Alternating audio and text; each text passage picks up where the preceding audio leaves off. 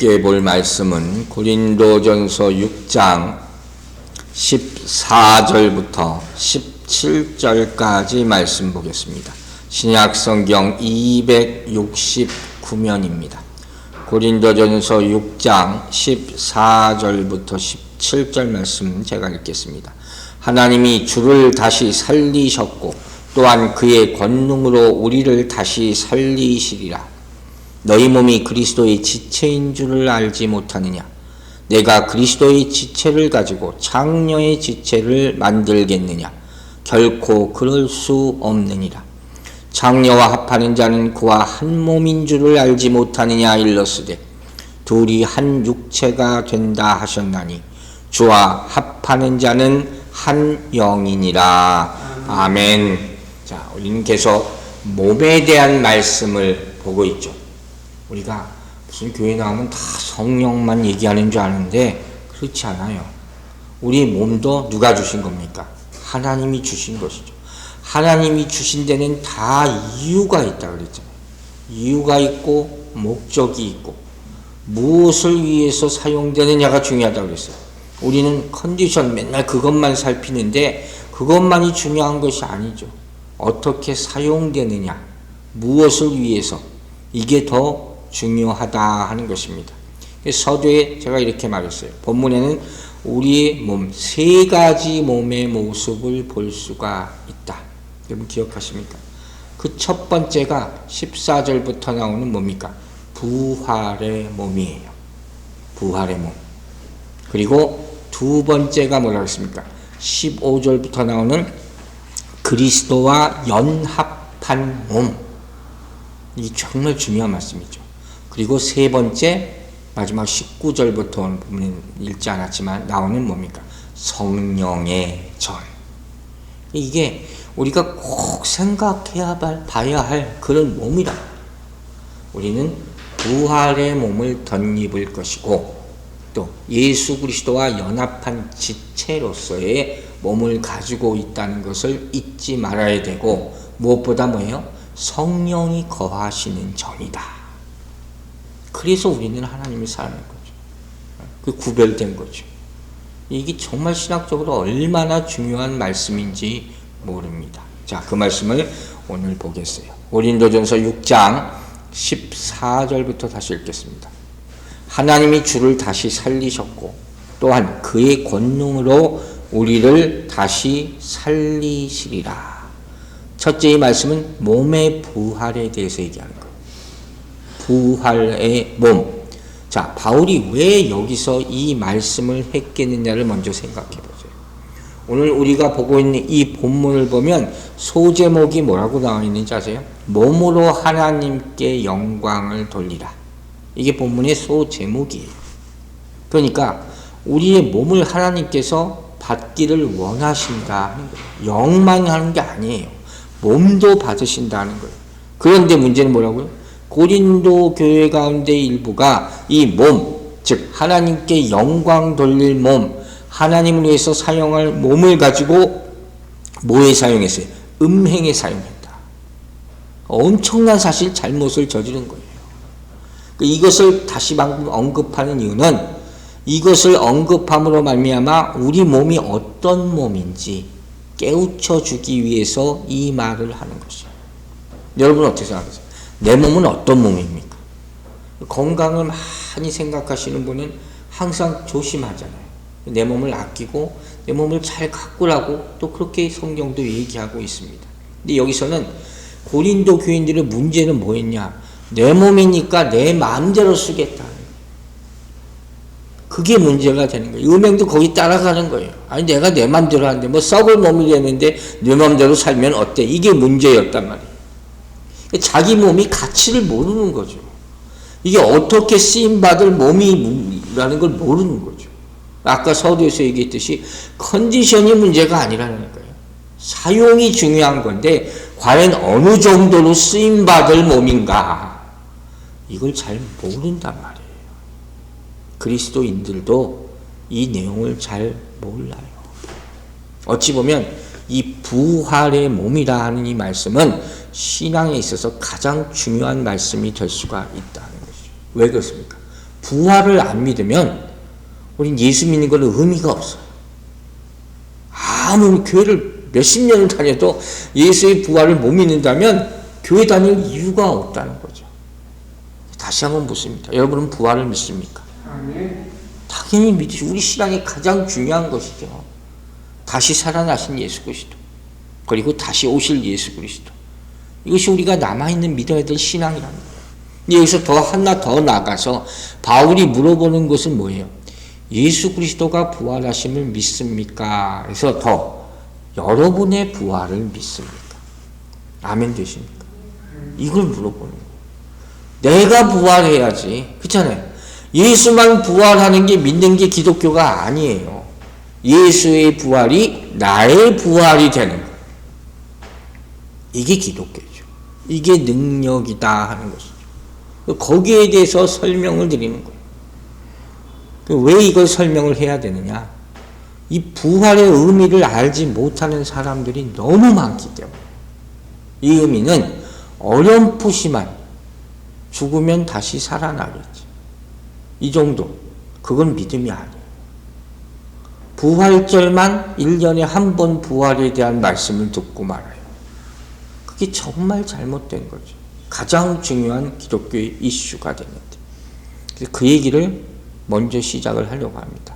자, 부활에 대해서 오늘 얘기를 다 디테일하게 할 수는 없지만 굉장히 중요한 말씀이 어디 있냐? 바로 고린도전서 15장에 있어요. 부활을 설명하는 거죠.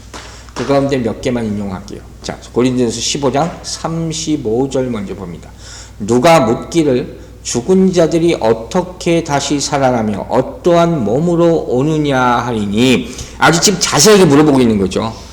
부활하는데 어떻게 부활하는 거냐 모르는 거죠.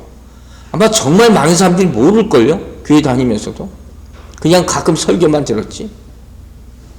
간단하게 몇 가지만 얘기합니다. 자, 뭐라고 답을 하냐? 고린도전서 15장 42절과 43절 보세요. 죽은 자의 부활도 그와 같으니, 그 다음에 뭐라고 했어요? 썩을 것으로 심고 썩지 아니할 것으로 다시 살아나며 욕된 것으로 심고 영광스러운 것으로 다시 살아나며 약한 것으로 심고 강한 것으로 다시 살아나며. 참 귀한 말씀이죠. 다른 부수적인 얘기도 많지만 이게 정말 핵심 중에 핵심이에요. 요지는 뭐라고 여러분 요약할 수 있겠어요? 부활의 몸은 우리가 가진 몸과 완전히 다르다. 이게 핵심이에요. 우리는 부활합니다. 믿습니까? 완전히 다른 몸으로 부활할 것을 믿으시기 바랍니다.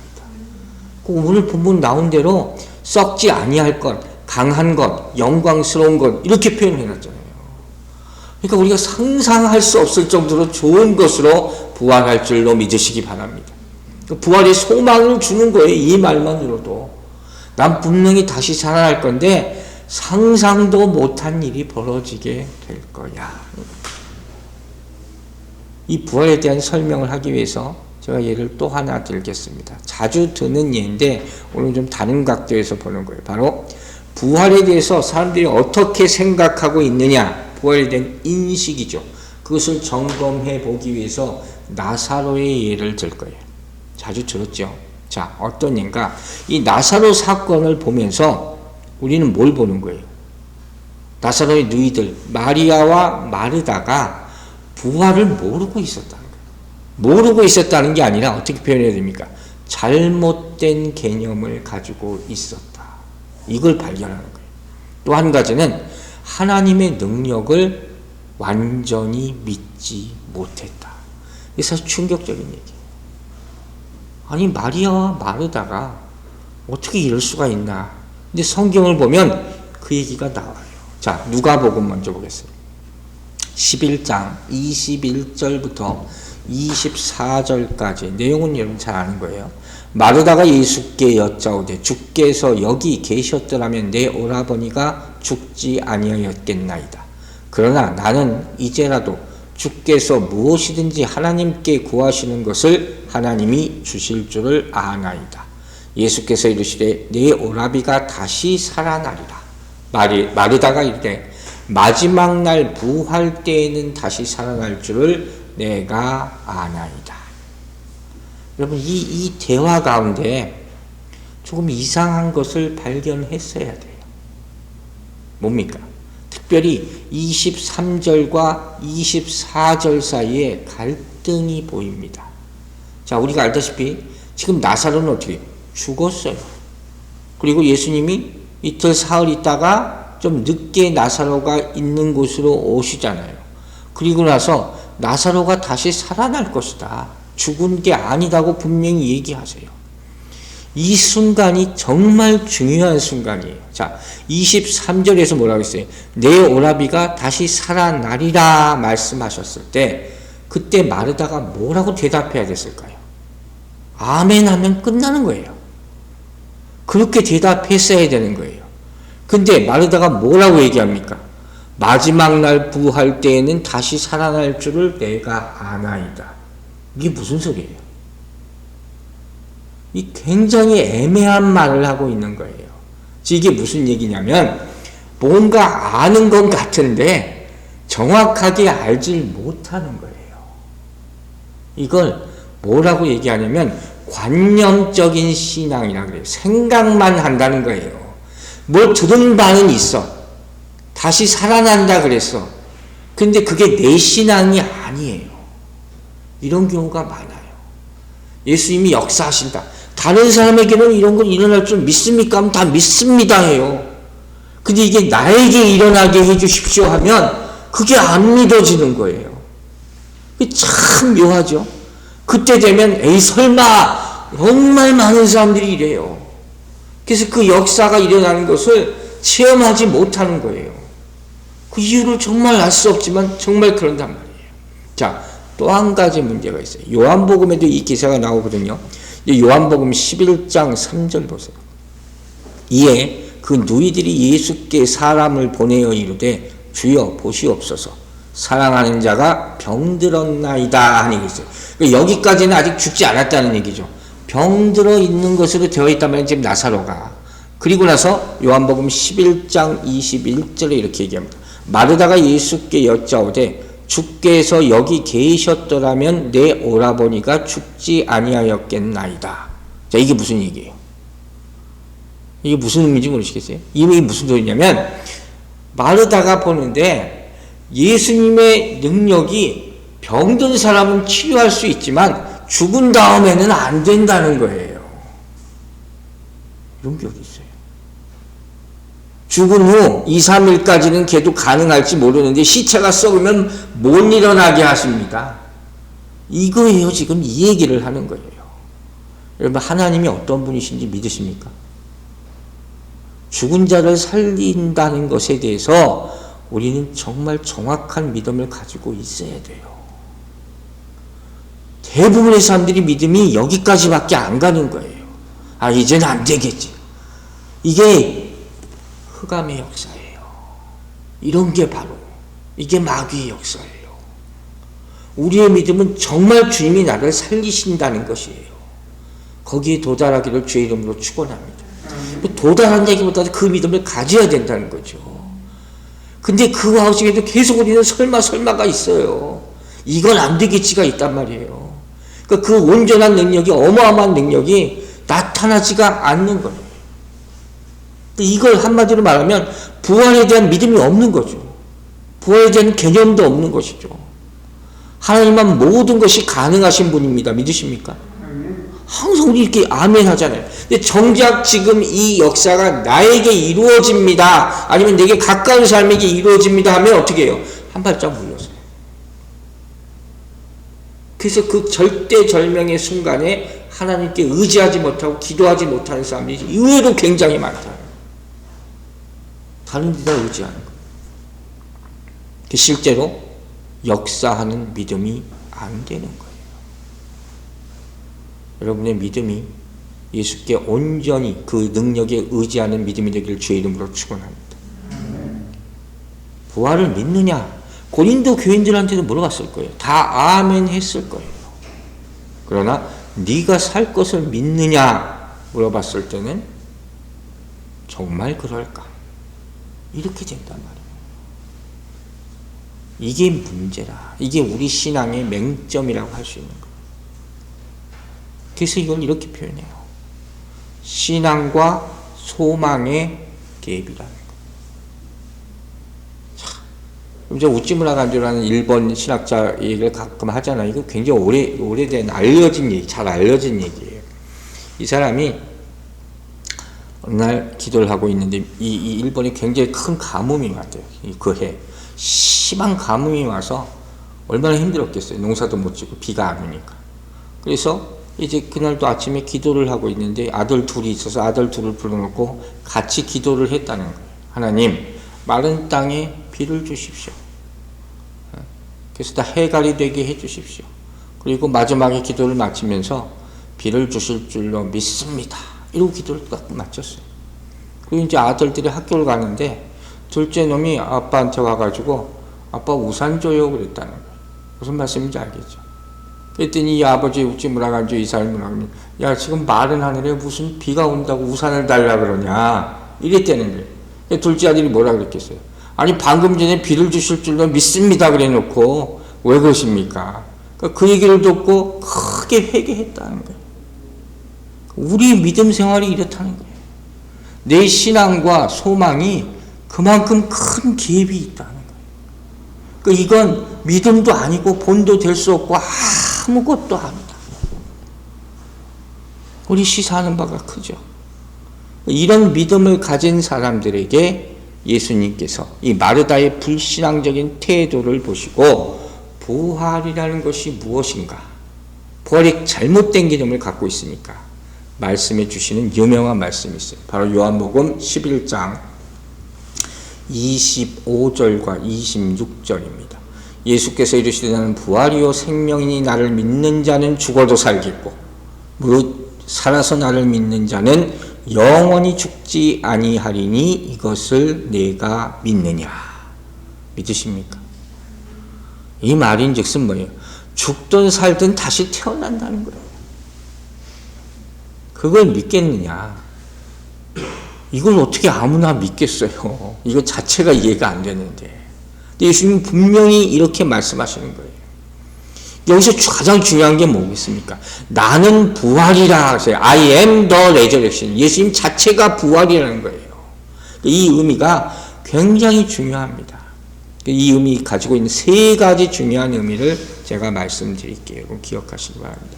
첫 번째, 나는 부활이라 하는 말은 뭘 의미하느냐? 예수님께는 죽음이 없다 하는 뜻입니다. 믿으시면 아멘 하시기 바랍니다. 즉 예수님께는 무슨 병들었다, 알아 누웠다, 또 죽는다 이런 단어 자체가 해당이 안 되는 거예요. 그러니까 어떤 사람이 이걸 이렇게 표현했더라고요. 마치 빛이 있고 어둠이 있잖아요. 근데 그걸 다 만든 분 앞에서는 빛, 어둠 이거 다 의미가 없다는 거예요. 그렇죠? 여러분, 빛이라는 것만 생각하는 사람에게는 어둠이 안 보입니다. 이해가세요? 근데 자꾸 어둠 쪽에 있는 사람은 빛이 안 보이는 거예요. 우리가 어떤 생각을 가지고 개념을 가지고 산다는 것이 이렇게 중요하다는 거예요. 근데 하나님이 빛도 만들고 어둠도 만드셨지만 하나님은 뭐예요? 빛이시라 그랬죠. 빛으로 오신 분이라 하는 것이죠. 부활을 지키는 능력에는 다른 어느 것도 걸리는 것이 없어요. 죽음이라는 것은 아무 문제가 되지 않는다는 거예요. 이게 바로 나는 부활이라 하는 말씀의 첫 번째 의미가 되는 거예요. 죽음이 없다. 두 번째 의미는 뭐냐면 이런 얘기예요. 나는 부활이라 하는 것은 참 죽음이라는 것은 육체의 죽음을 얘기하는 것이 아니다. 그럼 뭘까요? 하나님과의 관계, 예수 그리스도와의 관계가 단절되는 것. 이게 죽음이라는 거예요. 죽음에 세 가지가 있다고 제가 말씀을 드린 적 있죠. 우리 뭐라 그랬어요? 육적인 죽음, 영적인 죽음, 영원한 죽음. 이 세 가지 죽음이 있다는 거예요. 예수님이 보시는 죽음의 관념은 육신이 죽는 게 끝이 아니란 말이에요. 그걸 죽음이라고 보는 것이 아니란 말이에요. 우리 목숨이 살아있고 끊어지고 그게 중요한 게 아니에요. 뭐가 중요한 겁니까? 영생을 받고 하늘나라로 가느냐 못 가느냐 이 문제가 중요하다는 거예요. 육체적으로 살아있다고 해도 죄 중에 살아있고 하나님과의 관계가 끊어진 채로 살아있으면 그 생명은 산 게 아니다. 죽은 것과 다름이 없다 하는 거예요. 이것이 바로 예수님이 생명에 대한 정의가 되는 것이죠. 그러니까 우리도 이런 생각을 가지고 있어야 된다는 거예요. 육체적으로 죽는 게 아니라 하나님과의 관계가 끊어져서는 안 된다. 이게 나는 부활이다 하는 것의 두 번째 의미. 세 번째 의미는 무엇이냐? 나는 부활이라는 뜻은 예수 그리스도만 부활이다.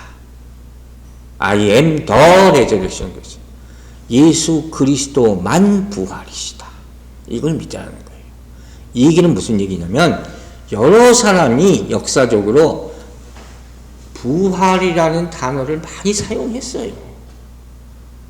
유명한 우리가 아는 톨스토이라는 사람도 부활이라는 책을 썼고, 이 부활이 윤회라는 단어를 부활처럼 사용한 사람도 있고, 많은 사람들이 부활이라는 단어를 썼단 말이에요.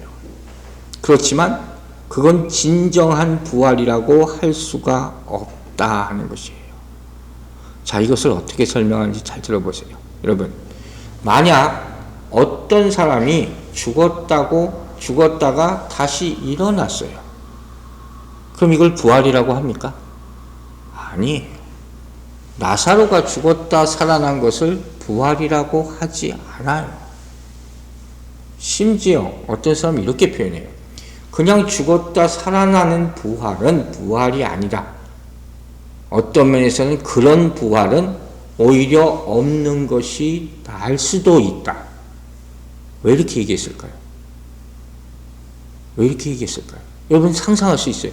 내가 잠깐 숨이 멎었어요. 아우, 나 죽었다. 근데 한 5분 있다가 다시 일어났어요. 살아났어요. 그럼 죽기 전과 죽음 다시 살아난 후에 변화가 있습니까? 없습니까? 없어요. 즉 이 뜻은 내가 잠깐 숨을 멈췄다가 다시 깨어나는 것이 부활이 아닌 것은, 그것은 지금 내 모습 그대로 태어나는 것이기 때문에, 지금 내 전의 모습 그대로 다시 있는 것이기 때문에 그것은 부활이라고 얘기할 수가 없다 하는 거예요. 물론 생명의 경각이 있는 사람들 입장에서는 당연히 어떻게 해요? 조금이라도 생명을 연장시켜 주십시오. 기도할 수밖에 없죠. 그러나 그 고통 가운데 계속 살아야 한다면 그것도 또 더 쉬운 얘기가 아니에요. 우린 거기까지 생각해야 된다는 거예요. 즉 핵심은 뭐예요? 부활은 똑같은 몸이 아니라 그랬어요. 완전히 새로운 몸이라 그랬어요. 새로운 부활체. 그 의미가 아닌 것은 부활이 아니다. 이걸 알고 있으라는 거예요. 오로지 예수 그리스도께서 부활하신 그 모습과 같은 것. 우리가 복음서에 나오잖아요. 새로운 못 알아보잖아요. 처음에 일단 제자들이. 그런 모습이라는 거예요. 그래서 이 모습은 뭡니까? 부활의 첫 열매가 되셨다. 이 표현을 쓰는 거예요. 고린도전서 15장 20절에 나오는 거예요. 그러나 이제 그리스도께서 죽은 자 가운데서 다시 살아나사 잠자는 자들의 첫 열매가 되셨도다. 이게 몸의 부활의 첫 번째 샘플이에요. 그리고 부활했다는 말을 들으려면 예수님과 똑같은 모습의 부활이 있어야 한다. 다른 건 다 가짜라는 것이죠. 자, 이와 같이 우리 몸의 부활에 대한 말씀을 첫 번째로 합니다. 그리고 이제 두 번째로 바울이 얘기하는 두 번째 몸이 뭐라 그랬죠? 그리스도와 연합한 몸이에요. 이걸 지체라고 하죠. 자, 6장 15절, 16절, 17절 말씀 보겠습니다. 너희 몸이 그리스도의 지체인 줄을 알지 못하느냐? 내가 그리스도의 지체를 가지고 창녀의 지체를 만들겠느냐? 결코 그럴 수 없느니라. 창녀와 합하는 자는 그와 한 몸인 줄을 알지 못하느냐? 이랬을 둘이 한 육체가 된다 하셨나니 주와 합하는 자는 뭐예요? 한 영이니라. 먼저 바울이 얘기하는 거예요. 너희 몸은 뭐예요? 그리스도의 지체라. 믿습니까, 여러분? 이건 뭐예요? 그리스도와 한 몸이라는 거예요. 예수 그리스도의 몸의 일부예요, 내가. 눈으로 보기에는 머리 따로 몸 따로지만 어떻게 성령으로 하나 됐단 말이에요. 그래서 뗄래야 뗄 수가 없다. 여기까지 여러분이 다 기억하고 있어야 돼요. 이게 지체예요. 완전히 붙어서 뗄래야 뗄 수가 없다. 여기서 합한다는 말은 어디서부터 유래해 놓은 말이냐면 우리 주일날 이 말씀 봤어요. 창세기 2장 24절 거기서 인용된 말이에요. 이러므로 남자가 부모를 떠나 그의 아내와 합하여 둘이 한 몸을 이룰지로다 그랬잖아요. 이 결혼의 비밀 신비라 그랬잖아요. 여기서 합한다는 말의 의미를 찾아보니까 이걸 악어로 본드로 딱 찰싹 붙인 거예요. 그게 여기서 합한다는 거예요. 완전히 지체는 딱 붙어 있는 거예요. 근데 문제가 뭐예요? 팔다리 같이 예수 그리스도가 머리면 우리가 지체잖아요. 떨어지면 어떻게 돼요? 죽어요. 떨어지면 죽는다니까요.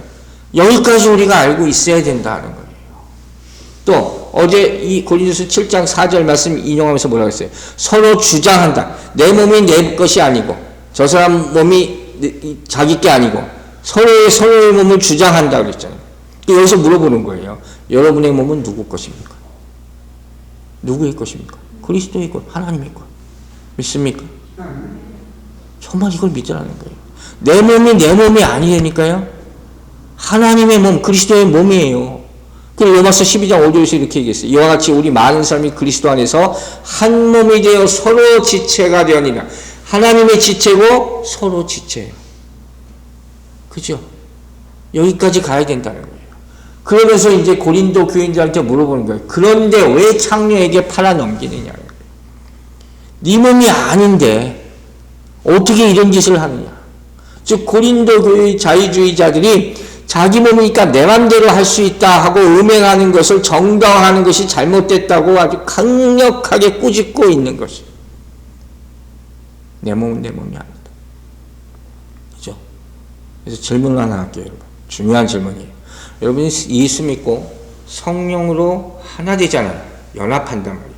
그러면 가장 어떤 현상이 현저하게 나타나는지 아십니까? 가장 중요한 일이 일어납니다. 그게 뭐냐면 바로 옛사람이 죽는 거예요. 이게 반드시 일어나야 되는 거예요. 자, 그러면 로마서 6장 6절에서 이렇게 말하고 있는 거 보세요. 우리가 알거니와 우리의 옛사람이 예수와 함께 십자가에 못 박힌 것은 어떻게 됐어요? 죄의 몸이 죽어. 여기 몸이 나오잖아요. 다시는 우리가 죄에게 종노릇하지 아니하려 함이니. 엄청나게 중요한 말씀이 나옵니다. 여기서 핵심은 바로 죄의 몸이 죽는다 하는 거예요. 영이 죽는다 하지 않았어요. 혼이 죽는다 하지 않았어요. 죄의 몸이 죽는다. 이게 무슨 의미냐? 이걸 반드시 알아야 돼요.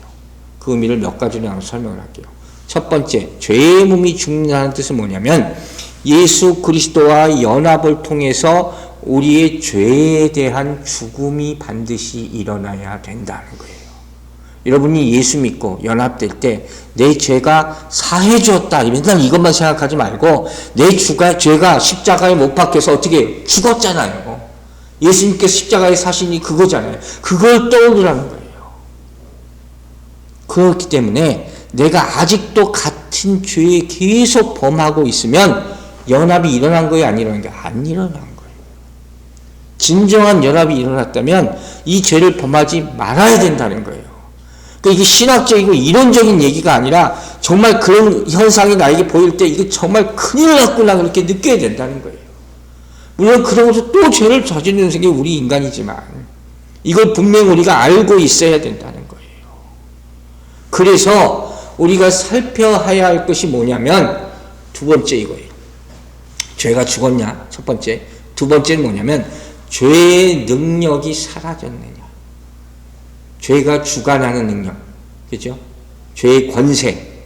거기에 대한 죽음도 이루어졌느냐. 그걸 점검해 봐야 되는 거예요. 여러분 어떻게 생각하세요? 죄의 권세가 아직도 나에게 역사합니까? 이걸 어떻게 압니까? 알 수 있는 방법이 한 가지 있어요. 그게 뭐냐?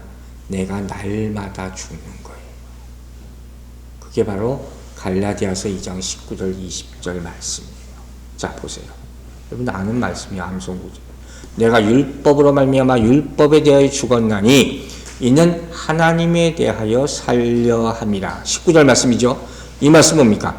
먼저 율법적으로 죄에 대하여 죽었음을 내가 믿어야 되죠. 그게 순서예요. 이건 뭐예요? 율법적으로 죄에 대해서 죽은 건 예수님이 하신 일이잖아요. 어디서? 십자가 위에서.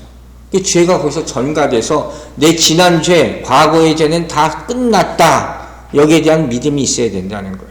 자, 그 다음 구절 보세요. 20절 보세요. 내가 그리스도와 함께 유명우전이 나오죠. 십자가에 못 박혔나니 그런즉 이제는 뭐예요? 내가 사는 것이 아니오 오직 뭐라 그랬어요? 내 안에 있는 그리스도께서 사시는 것이다. 실제 상황이에요. 내 안에 있는 그리스도께서 사시는 것이라는 것은 내가 주인이 누구예요 지금? 예수님이라는 거예요. 사단이 아니라는 거예요. 내 자신이 아니라는 거예요. 사단의 능력은 죽었다 선포하시기 바랍니다. 그래야지 되는 거예요. 그걸 제가 선포를 해서 인정해야 되는 거예요. 그 다음에 뭐예요? 뭐라고 했어요? 이제 내가 육체 가운데 사는 것은, 이건 어떤 육체입니까? 우리가 배운 거예요. 예수 그리스도와 연합한 육체. 이 육체예요. 똑같은 육체가 아니란 말이에요. 그리고 그 다음에 나오잖아요. 나를 사랑하사 나를 위하여 자기 자신을 버리신 하나님의 아들을 믿는 믿음 안에서 사는 것이다. 즉, 이 연합은 뭘로 이루어져요? 믿음을 통해서 이루어진다는 거예요. 이 구절을 그냥 달달달 외운다고 되는 게 아니에요. 이 의미를 알아야 된다는 것이죠. 자, 세 번째. 이 말은 뭘 의미하느냐? 내 안에 있는 죄의 성이 죽는 거예요. 죄가 죽고, 죄의 역사가 죽고, 죄의 성, 그죠? 사라지지 않는 뿌리 깊은 이 죄의 성이 죽는 거예요. 이건 무슨 얘기냐? 정말로 이런 일이 생기면 내가 죄에 대해서, 악한 일에 대해서 생각하지 않게 되어야 합니다. 계속 우리 가운데 맴돈단 말이에요. 그래서 내가 전에 좋아하던 악한 것 근처에만 가면 막 구역질이야. 그래서 저절로 못하게 만들어버리는 거예요. 그 악한 일을 생각만 하면 막 흑암에 시커멓게 보여서 내가 도망가게 만드는 역사가 된다. 그런 일이 일어나요. 그게 죄의 성이 죽는 거예요. 마지막 네 번째로, 죄의 몸이라는 말의 기본적인 의미는 뭡니까? 여러분의 몸이, 내 몸이 죄의 거처가 돼버린다는 거예요. 내 몸이 나중에 배울 성령의 전이 아니라 죄의 전이 되버려요. 죄가 사는 집이, 죄가 지배하고 조종하는 몸이 되버린다. 이게 바로 죄의 몸이에요. 그래서 죄가 죽으면 기본적으로 두 가지 일이 반드시 일어나야 되는 거예요. 첫째는 부활의 모습이 나타나야 합니다. 두 번째는 더 이상 사망이 나를 주장하지 말아야 합니다. 자유함이죠. 영생에 대한 확신이 생기는 거죠. 이 믿음을 갖게 되기를 주의 이름으로 축원합니다. 이걸 알아야 돼요. 그래야지 정말 예수 믿고 연합하게 되는 것이고 죄 가운데 떠나게 되는 것이고. 그래서 바울이 의도하는 게 이거예요. 이제 변화된 몸, 죄에 대해서 죽은 몸, 부활의 몸, 예수 그리스도와 연합한 이 몸을 제대로 사용해야 되는 것 아니냐. 이게 주님이 원하시는 그런 몸 아니냐. 그런데 어떻게 창기와 합할 수가 있냐. 이건 뭐라고 했어요? 창기와 똑같은 존재가 되는 것이다. 이 얘기를 하는 거예요. 윤리 도덕적으로 문제가 있는 정도가 아니라 이건 뭐야? 영적으로 하나님을 모독하는 일이라는 거예요. 그래서 이건 절대로 해서는 안 된다는 것이죠.